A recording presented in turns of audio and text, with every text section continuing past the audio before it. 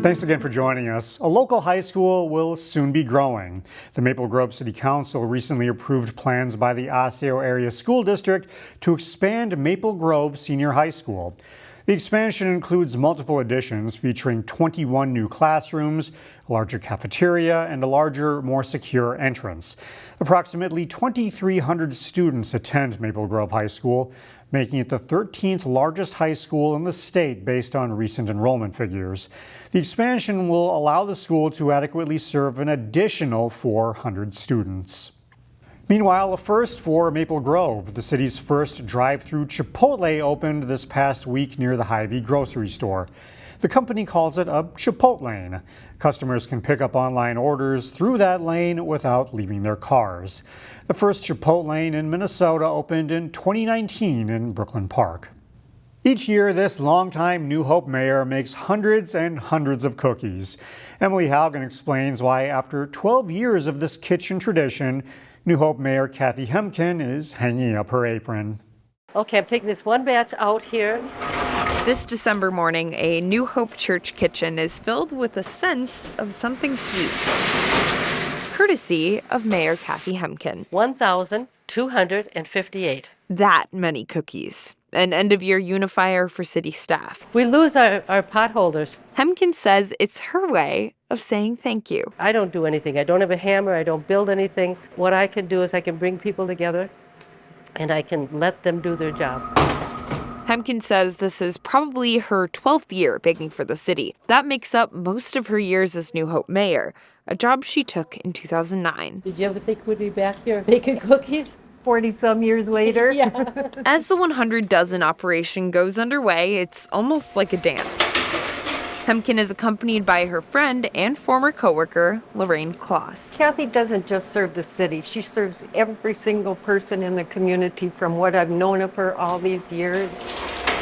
She's way beyond being a mayor. I'll bring them over to you. You can put the stars on, and then we'll put them back. It's a deal. Okay. Kloss only joined Hemken's cookie team 2 years ago. She says she's happy to help. She's such an advocate of helping people.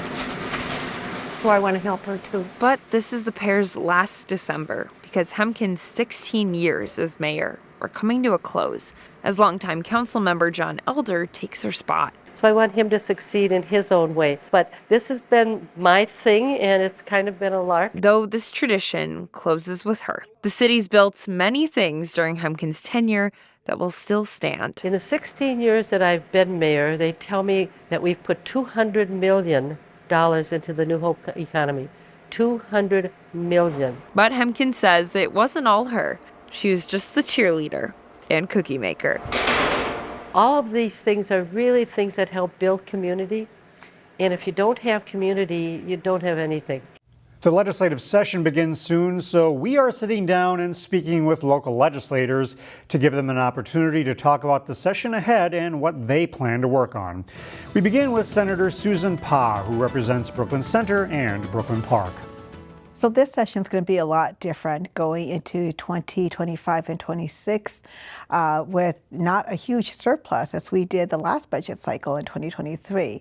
But it doesn't mean that we can't accomplish a lot for Minnesotans. It just means that we just have to be more conservative and take a look at making sure that we protect the policies we put in place and the programs that we put in place for Minnesotans. All right, several cities will be competing for bonding projects, and of course we have some in our area. Do you want to mention a few of the ones that you're championing? Yeah, last year we weren't able to pull through a bonding bill, so that's unfortunate. But coming into the new session, that would be one of our top priorities, and I'm hopeful that we can get that done early in the session and not later in the session.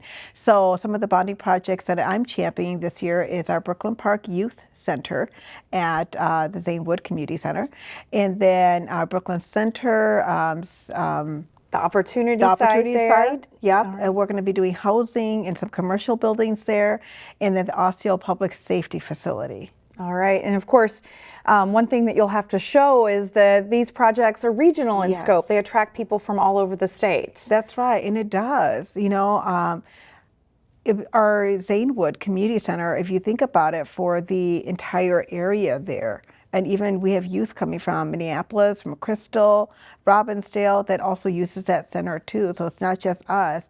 And then, you know, our public safety facility over at Osseo. I mean, they're a small city. Yeah, They and need all it. the communities help each other with mutual aid. Exactly. Anymore, for sure. Yeah.